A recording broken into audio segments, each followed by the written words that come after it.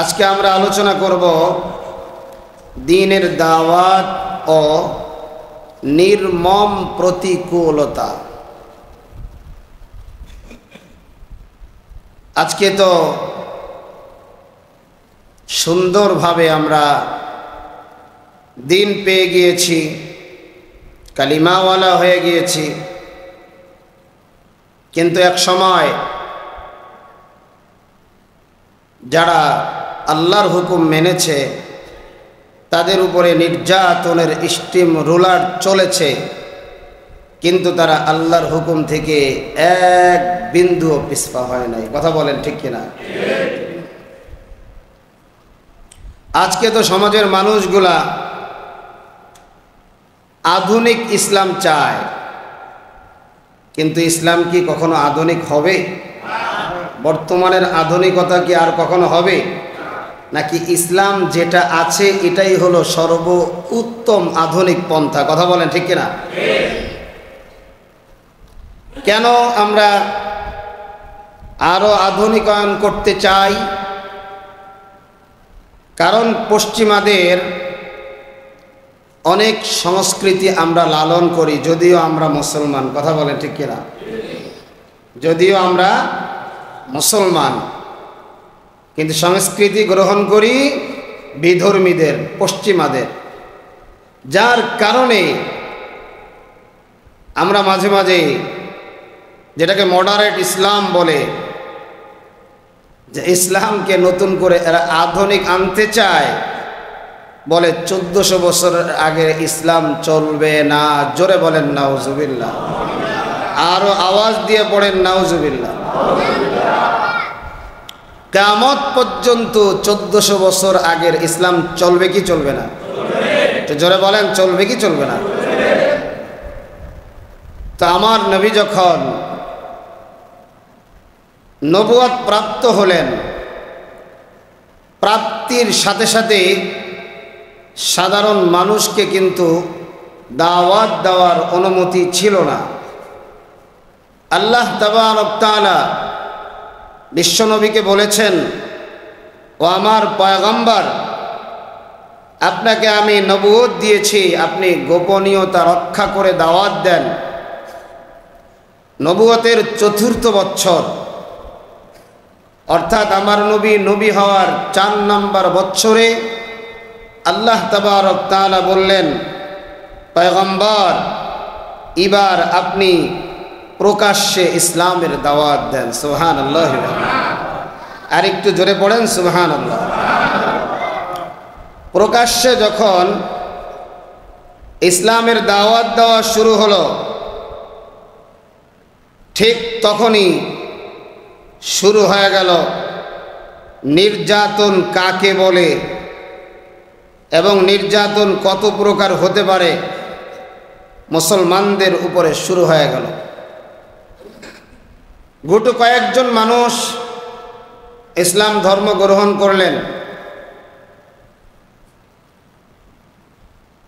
হযরত আবু বকর সিদ্দিক রাদিয়াল্লাহু তাআলা আনহু, আম্মা জান খাদিজাতুল কুবরা রাদিয়াল্লাহু তাআলা আনহা, আম্মার রাদিয়াল্লাহু তাআলা আনহু এবং তার বাবা ইয়াসার রাদিয়াল্লাহু তাআলা আনহু এবং তার আম্মা সুমাইয়া রাদিয়াল্লাহু তাআলা আনহা এবং হযরত বেলাল রাদিয়াল্লাহু তাআলা আনহু, এরকম আরো 7 জন মানুষ ইসলাম ধর্ম গ্রহণ করলেন। যতদিন পর্যন্ত গোপন ছিল ততদিন পর্যন্ত তো কেউ জানতো না যে এরা কালিমা পড়েছে, কিন্তু যখন প্রকাশ্যে ইসলামের দাওয়াতের কথা আসে তখন সবাই জানতে পারে আর লুকাচুরির কোনো সুযোগ নাই। কিন্তু এরপরেও কি তারা দ্বীনের দাওয়াত থেকে বিরত রয়েছে? অবশ্যই না। তারা দ্বীনের কাজ করে গিয়েছে।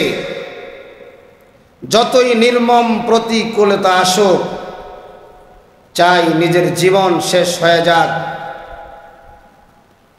এ জীবনের কোনো পরোয়া করি না, কারণ এ জীবন চলে যাওয়ার পর এমন একটা জীবন আসবে যার শুরু আছে শেষ নাই। জোরে কোন সুবহানাল্লাহ।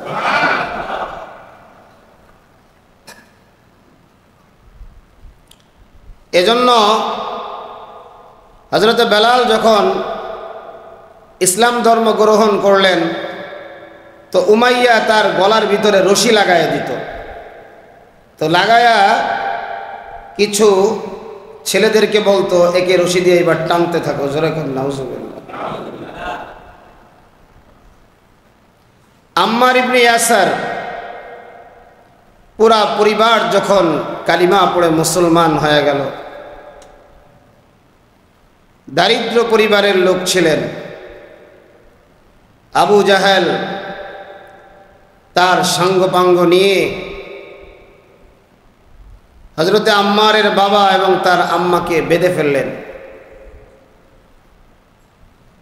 বাঁধার পরে কি নির্মম এক ইতিহাস, যে একের পর এক আম্মারের মা সুমাইয়ার উপরে একের পর এক নোংরামি তারা শুরু করলো। এই অবস্থা দেখে হযরতে আম্মারের পিতা ইয়াসার সঙ্গে সঙ্গে মৃত্যুবরণ করে। লাশ পর্যায়ে আপনারা সবাই জানেন আম্মারের মা সুমাইয়া রাদিয়াল্লাহু তাআলা আনহার লজ্জাস্থানে বর্ষা দিয়ে আঘাত করে তাকে জান্নাতের বাসিন্দা বানায় দেয়। কতটা নির্মমভাবে শহীদ করা হয়। ইসলামের প্রথম শহীদ একজন মহিষী নারী মা। এরপরে হযরতে আম্মার রাদিয়াল্লাহু তাআলা আনহু বেঁচে থাকেন, তাকেও একের পর এক নির্যাতন করা হয়, কিন্তু কোনো অবস্থাতেই হযরতে আম্মার রাদিয়াল্লাহু তাআলা আনহু মরণ পর্যন্ত ইসলাম ছাড়ে নাই। তো ভাই, মুসলমান তো সেই যতই প্রতিকূলতা আসুক না কেন, চাই নিজের জীবন হুমকির পথে থাকুক, চাই পরিবারের জীবন হুমকির পথে থাকুক, কোনো হুমকিকেই মুসলমান ভয় করে না, কেবলমাত্র শুধুমাত্র মালিকের সন্তুষ্ট চায়। কথা বলেন ঠিক কিনা?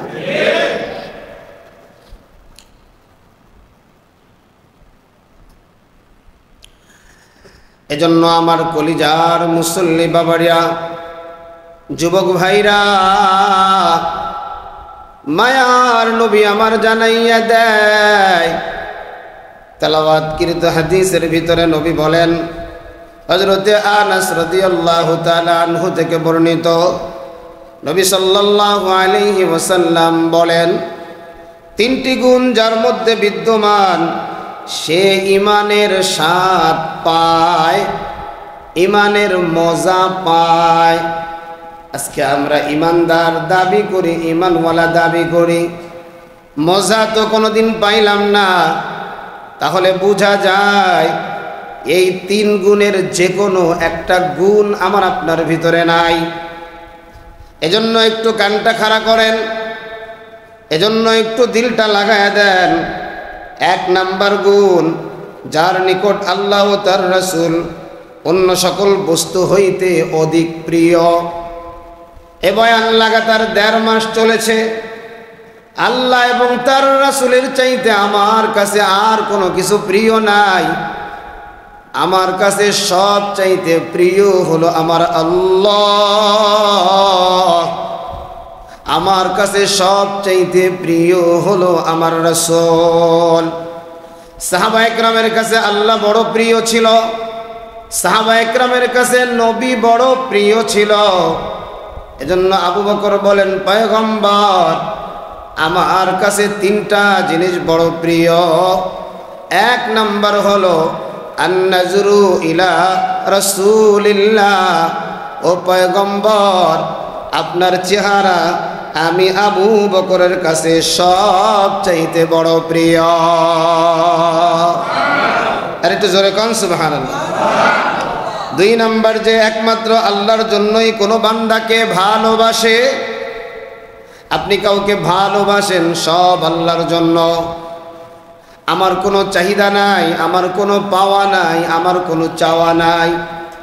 আল্লাহ বলছে, গোলাম তুমি আমার জন্য আমার ভালোবাসো।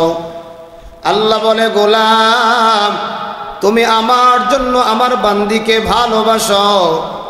আমরা আমার মা বাবাকে ভালোবাসি, সেটাও আল্লাহর জন্য। আমরা আমার স্ত্রীকে ভালোবাসি, সেটাও আল্লাহর জন্য। আমরা আমার সন্তান সন্ততিকে ভালোবাসি, সেটাও আল্লাহর জন্য। আমরা আমাদের প্রতিবেশী যারা রয়েছে, আমরা মুসলমান যারা রয়েছে, তাদেরকেও ভালোবাসি আল্লাহর জন্য। আর কোনো চাহিদা আমাদের নাই, আর কোনো উদ্দেশ্য নাই। আর 3 নাম্বার হলো, আল্লাহ তাআলা কুফর হইতে মুক্তি প্রদানের পর যেই কুফরের প্রত্যাবর্তনকে আগুনে নিক্ষিপ্ত হবার মতো অপছন্দ করে। যেমন আমি বেঈমান ছিলাম, এখন যে কোনো ব্যক্তি যখন বেঈমান ছিল, বেঈমান থেকে যখন কালিমা পড়ে মুসলমান হয়ে গেল, এখন তার ওই কুফরি অবস্থায় ফিরে যাওয়াটাকে, আগুনে পড়াটা যেমন ভয় মনে করে, কুফরি অবস্থায় ফিরে যাওয়াটাকেও তেমন ভয় মনে করতে হবে। এজন্যই তো নবী বলেন, শেষ জামানায় অবস্থাটা এমন হবে, পয়গম্বর জানাইয়া দেয়, হাতের ভিতরে আগুন রাখাটা যত কঠিন, দিলের মধ্যে ঈমান রাখাটাও তার চাইতেও বেশি কঠিন। কথা বলেন ঠিক কি না? আপনি একা একা চিন্তা করেন, সাহাবায়ে কেরামের ঈমানের সাথে আমাদের ঈমানের একটা ঘষা দেন। আল্লাহ তো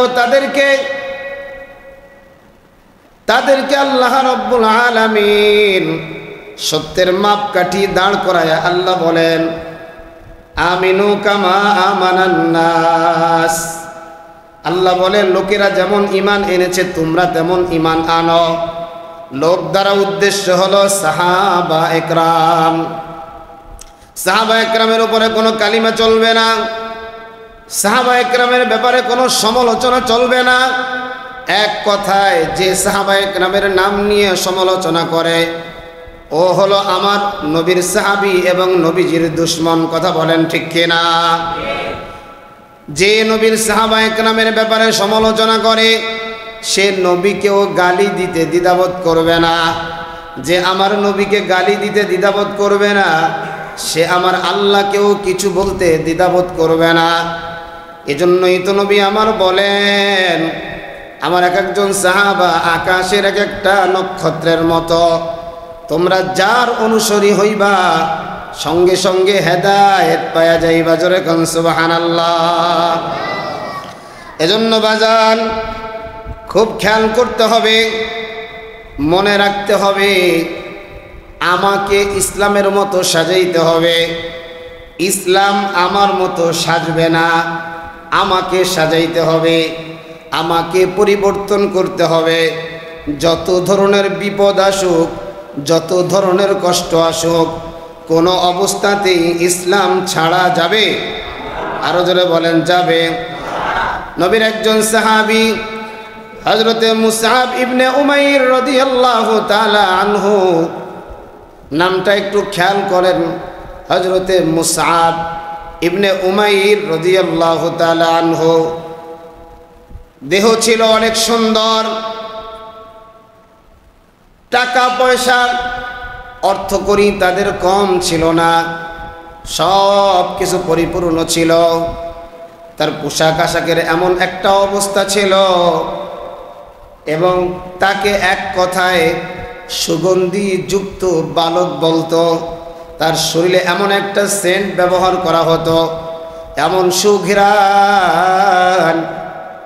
কিন্তু যখন আমার মায়ার নবীর দরবারে গিয়ে কালিমা পড়ে মুসলমান হয়ে গেছে, মুসলমান হয়ে যাওয়ার পর যখন বাড়িতে আসছে, বাড়িতে আসার পর মা ডাক দিয়ে বলে, শুনলাম তুমি নাকি মুহাম্মদের দরবারে গিয়ে কালিমা পড়ে মুসলমান হয়ে গেছ।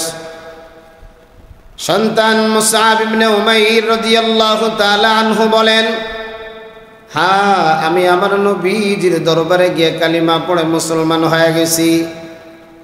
মা বলে, তাড়াতাড়ি মুহাম্মদের সামনে গিয়া থুতু দিয়া কালিমাটা ফেরত দিয়ে আসো। সন্তান বলে, মা, কানটা তুমি খুলে নাও, কানটা খুলে আমার জবানের কথাটা শুনিয়া নাও। এই দেহে যতক্ষণ প্রাণ থাকবে তত সময় পর্যন্ত আমি কালিমা ছাড়ব না। সুবহানাল্লাহ। এ ঈমানওয়ালা, এ আল্লাহওয়ালার দল, একটু খেয়াল করেন। আমরা তো নিজেদের অনেক কিছু করার জন্য দেখা যায় ঈমান থেকে অনেক দূরে চলে যায়। চিন্তা করে, লম্বা জামা গায়ে দিলে, মাথায় টুপি লাগাইলে মানুষ আমার হুজুর বলবে। অনেকে চিন্তা করে, যদি থুতনির নিচে লম্বা দাড়ি হয়ে যায় তাহলে আমার ফ্যাক্টরিতে চাকরি হবে না। বাজান, আপনি আপনার চিন্তা চেতনাকে চেঞ্জ করেন। যতক্ষণ পর্যন্ত হায়াত আছে ততক্ষণ পর্যন্ত নিজেকে পরিবর্তন করার সময় আছে। হায়াত যেদিন শেষ হয়ে যাবে, আহারে, আমি যখন দুনিয়া থেকে বিদায় হয়ে যাব, সব তাকায় তাকায় দেখব। ওই সময় বান্দারা কবরে গিয়ে বলবে, আল্লাহ, আবার আমারে দুনিয়ায় পাঠায় দেন, আমি আমার সব সম্পত্তিগুলো আপনার রাস্তায় দান করে দিয়ে আসব। আমি যে অন্যায়গুলো করছি এই অন্যায়গুলো আর জিন্দেগিতে কোনো দিন করব না। আল্লাহ বলে, গোলাম, এই জায়গায় একবার আসার পরে আর ফিরে যাওয়া যায় না। যখন আমি সময় দিয়েছিলাম, সময় থাকতে তুমি নিজেকে বুঝো নাই। এজন্য বাজান, খুব খেয়াল করে সাহাবা একরাম জীবনী থেকে নিজেকে শিক্ষা নিয়ে ওইভাবে নিজের জীবনটা গঠন করতে হবে। হযরতে মুসআব ইবনে উমাইর রাদিয়াল্লাহু তাআলা আনহু সাথে সাথে নিজের শরীরের দামি জামাটা খুলে দিলেন।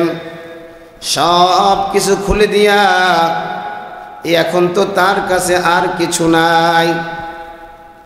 এখন তিনি চিন্তা করতেছেন, কি করা যায়?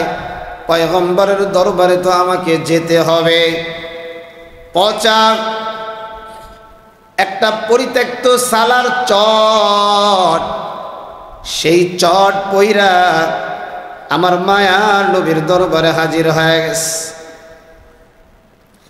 মায়ার নবীর দরবারে যখন হাজির হয়ে যায়, আমার মায়ার নবী তাকায়া তাকায়া বলতেছে, এ আমার সাহাবারা, তাকাইয়া দেখো, আল্লাহর জন্য আমার এই সাহাবীর কি কুরবানি। নবীজি আমার মুস্কি মুস্কি হাসে। হযরত মুআজ ইবনে উমাইরের দিকে তাকায়া মিঠা মিঠা হাসি দেয়।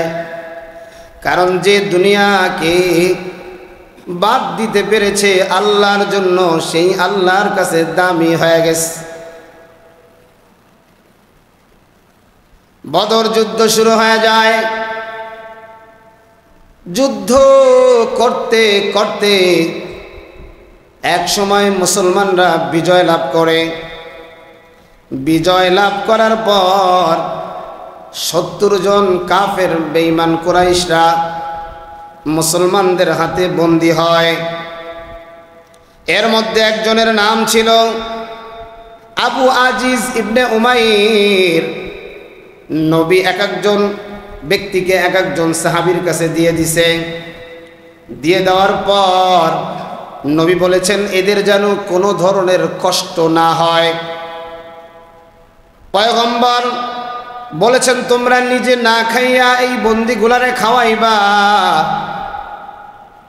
এই মানুষগুলার মধ্যে একজন বন্দী হয়ে যায় আবু আজিজ। এই আবু আজিজ ইবনে উমাইর, এই হলো হযরতে মুসআব ইবনে উমাইরের আপন ভাই। যেই ঘরে বন্দী ছিল আবু আজিজ ইবনে উমাইর, ওই ঘরের পাশ দিয়ে হযরতে মুসআব ইবনে উমাইর রাদিয়াল্লাহু তাআলা আনহু যায় আর তার সাথী ভাই সাহাবায়ে কেরামকে বলেন, একে একটু প্রেসার কিকটা বেশি করো, এর মা অনেক ধনী, এর মুক্তিপণটা একটু মোটা আকারে নিবা। যখন এইভাবে বলে, আবু আজিজ ইবনে উমাইর ডাক দিয়া বলে, ও মুসআব ইবনে উমাইর, তুমি তো আমার ভাই, আমার প্রতি তুমি একটু দয়া করো, আমার প্রতি তুমি একটু তোমার রহমতের নজর দাও। সাথে সাথে হযরতে মুসআব ইবনে উমাইর ডাক দিয়া বলে, তুমি আমার ভাই হতে পারো না, আমার ভাই হলো আমার এই আনসার ভাই। আল্লাহু আকবার। আল্লাহ বলেন, ইয়া আইয়ুহাল্লাযীনা আমানু লা তাত্তাখিযু আবাকুম ওয়া ইখওয়ানাকুম আউলিয়া ইন ইসতাহাব্বুল কুফরা আলাল ঈমান। আল্লাহ কোরআনে জানায় দেয়, যাদের মধ্যে ঈমান নাই, যারা মুমিন না, যারা কুফরি করে, এ যদি তোমার জন্মদাতা পিতাও হয় আর পরেও সে তোমার কাছের মানুষ না। কথা বলেন ঠিক কিনা? আরে বদর যুদ্ধ চলে গেল, উহুদ যুদ্ধ হাজির হয়ে যায়। উহুদ যুদ্ধে নবী আমার ডাক দিয়া বলে, মুসআব ইবনে উমাইর, এই যে নাও কালিমার ঝান্ডাটা তোমাকে দিলাম। হযরতে মুসআব ইবনে উমাইরকে যখন কালিমার ঝান্ডাটা দেওয়া হয়, আপনারা ঘটনা শুনেছেন যে উহুদ যুদ্ধে একটা সুড়ঙ্গ পথ ছিল, সেখানে অনেকগুলো লোককে রাখা হয়। প্রাথমিক পর্যায়ে মুসলমানরা যুদ্ধে বিজয় লাভ করে, বিজয় আনন্দে মুসলমানরা এবার গনিমতের মাল সংগ্রহ করা আরম্ভ করে। কিন্তু ওই আবু সুফিয়ান তখনও মুসলমান হয় নাই। আবু সুফিয়ান তার একটা বাহিনী নিয়ে অতর্কিতভাবে আমার নবীর উপর হামলা করে।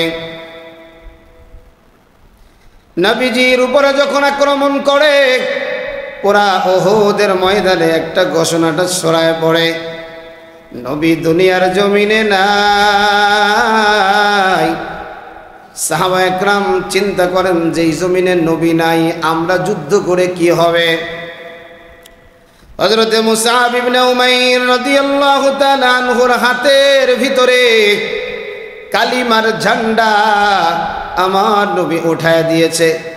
হযরতে মুসআব এবার ডাক দিয়া বলতেছে, এ মুমিনের দল, যারা আল্লাহর সাথে কৃততাদের প্রতি সত্যের বাস্তবায়ন করতে চাও, অর্থাৎ যারা আল্লাহর জন্য দুনিয়ায় কাজ করতে চাও, চিৎকার দিয়ে দিয়ে উনি বলতেছেন, ওমা মুহাম্মাদুন ইল্লা রাসূল قد خلت من قبله الرسل أفإن مات أو قتل انقلبتم على أعقابكم। চিৎকার দিয়ে দিয়ে বলতেছে, মুহাম্মদ তো শুধুমাত্র একজন নবী, মুহাম্মদ তো শুধুমাত্র একজন পয়গম্বর, তোমরা তোমাদের স্থানে দাঁড়িয়ে যাও। হযরতে মুসআব ইবনে উমাইরের জবান থেকে যখন এই কথাটা বের হয়, সঙ্গে সঙ্গে সাহাবায়ে কেরাম আবার তুমুল বেগে যুদ্ধ আরম্ভ করা শুরু করে। আল্লাহর কাছে হযরতে মুসআব ইবনে উমাইরের এই কথাটা এতটা পছন্দ হয়েছে, আল্লাহ কোরআনের আয়াত বানায়া নাজিল করে দিয়েছে। সুবহানাল্লাহ। যুদ্ধ চলতেছে, অতিমধ্যে এক বেঈমান হযরতে মুসআব ইবনে উমাইরের ডান হাতের ভিতরে একটা আঘাত করেছে। আঘাতের সঙ্গে সঙ্গে ডান হাতটা যখন জমিনে পড়ে যায়, বাম হাত দিয়া কালিমার পতাকাটা উড্ডীন করে রেখেছে। কিছু সময় পরে বেঈমানেরা তার বাম হাতটাও কেটে ফেলে, এরপরে নিজের শরীরটা দিয়া কালিমার পতাকা উড্ডীন করে রেখেছে। কিছু সময় পরে আল্লাহর বান্দা মুসআব ইবনে উমাইরের উপরে আক্রমণ। এই আক্রমণে দুনিয়া থেকে জান্নাতের শরাব পান করে জান্নাতি মেহমান হয়ে যায়। নবীজি যুদ্ধ শেষ হয়ে গেল, সব সাহাবায়ে কেরামের লাশগুলো একত্রিত করে নবীজি একত্রিত করে সবচাইতে ক্ষতবিক্ষত যার লাশটা করা হয়েছিল তিনি হলেন নবীর চাচা হামজা। সেই লাশটাও নবী আমার দেখে হযরত মুসআব ইবনে উমাইরের লাশটা দেখা আমার নবী এতই ব্যথিত হয়। আমার নবী ডাক দেয়া বলে, সাহাবারা রে, আমার মুসআবের কাছে কোনো কিছু আসেনি। বলে, ও পয়গম্বর, তেমন তো কিছু নাই। নবী আমার বলেন, এই চাদরটা নাও, চাদরটা দিয়ে মুসআব ইবনে উমাইরের কাফনের কাপড় বানায় দাও। কাফনের কাপড়টা যখন বানায় দেয়, দেখা যায় মাথা ঢাকলে তো পা ঢাকে না, পা ঢাকলে তো মাথা ঢাকে না। নবীজি আমার বলেন, সাহাবীরা রে, মাথাটা ঢেকে দাও আর পাটা এই মাঠ থেকে কিছু ঘাস দিয়ে আমার সাহাবীর পাটা ঢেকে দাও। ওই দিন আমার নবী ডাক দেয়া বলে, মুসআব ইবনে উমাইর, আজকে তুমি দামি হয়ে গেছো, আর তোমারে নোংরা সালার চট পড়া লাগবে না। এ মুসাইর, আমার আল্লাহর জান্নাতের এত সুঘ্রাণ, আমার আল্লাহর জান্নাতে কাপড় এত সুন্দর। এরে আমার যুবক ভাই, কলিজার টুকরা বাবাজিরা, পর্দার আড়ালে আমার আম্মা জানেরা, ইসলাম মানতে কষ্ট লাগে। মানুষকে কালিমার পথে দাওয়াত দিলে অনেক ধরনের কথা শোনা লাগে, কিন্তু এর কারণে অপিস্পা হওয়ার সুযোগ নাই। কালিমার দাওয়াত আমাকে আপনাকে দিয়ে যাইতে হবে, কারণ এই দুনিয়াতে আমি আপনি যদিও দামি না হইতে পারি, আমার আপনার আসল দামি হওয়ার জায়গা হলো আখিরাত।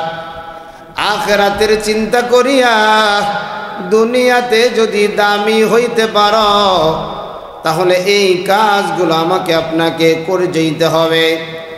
নবীজি আমার যেমন করে দিন প্রচার করেছেন, নবীজি আমার যেমন করে দিন মেনেছেন, সাহাবায়ে কেরাম আমার যেমন করে দিন প্রচার করেছে, সাহাবায়ে কেরাম যেমন করে দিন মেনেছেন, ঠিক আমাকে আপনাকে তেমন করে মানতে হবে। যদি এর থেকে চুল পরিমাণ আমি আপনি সরে যাই, তাহলেই দেখা যাবে আল্লাহ এবং আল্লাহর রাসূলের লাআনত আমার আপনার উপরে আসবে। এজন্য ভাইদেরকে বলবো, বাজানদেরকে বলি, সময় থাকতে সাহাবায়ে কেরামের আদর্শে আদর্শিত হওয়ার চেষ্টা করেন। যদি মনে করেন এখন তো 30 বছর বাঁচবো, তো আরো 30 বছর, আপনি ভুলের সাগরে ভুলের স্বর্গে আছেন। কারণ বর্তমানে মানুষ 60 বছর 70 বছর বাঁচার কোনো গ্যারান্টি নাই। কারণ মানুষের মাথায় এই পরিমাণ টেনশন, খালি এক লেভেলের টেনশন না, চতুর্মুখী টেনশন। ডিপ্রেশনের কারণে মানুষের মরণটা এখন খুব কাছাকাছি চলে আসছে। মানুষের হার্ট বলেন, মানুষের লাংস বলেন, মানুষের কিডনি বলেন, মানুষের যে কোনো অঙ্গ প্রত্যঙ্গ বলেন, সব এত দ্রুত নষ্ট হয়ে যায় যা আজ থেকে 100 বছর আগে এত দ্রুত নষ্ট হতো না। দিন যত যায় মানুষের হায়াত তত কমে যায়। এজন্য যতক্ষণ পর্যন্ত দেহে প্রাণ থাকবে, তত সময় পর্যন্ত ইচ্ছা করলে সাহাবায়ে কেরামের আদর্শে আদর্শিত হয়ে নিজের জীবনটাকেও দামি বানানো যাবে। কথা বলেন ঠিক কিনা? আল্লাহ তাবারক তাআলা আমাদের সবাইকে মরণের আগ পর্যন্ত সাহাবায়ে কেরাম যেমন করে দিন মেনেছেন, ইসলাম মেনেছেন, তেমন করে আমাদেরকেও দিন ইসলাম মানার তৌফিক দান করে দেন। জোরে কোন আমিন। কোন ধরনের বেদাত, কোন ধরনের শিরকি, কোন ধরনের গোমরাহি আমাদেরকে যেন গ্রাস করে না নিতে পারে, আল্লাহর কাছে আমরা সবাই পানা চাই। আয় আল্লাহ, আপনি আমাদের সকলকে সিরাতে মুস্তাকিমের উপরে চলার তৌফিক দান করেন। জোরে কোন আমিন। আল্লাহর ঘর মসজিদে উন্মুক্ত আমরা দান করি।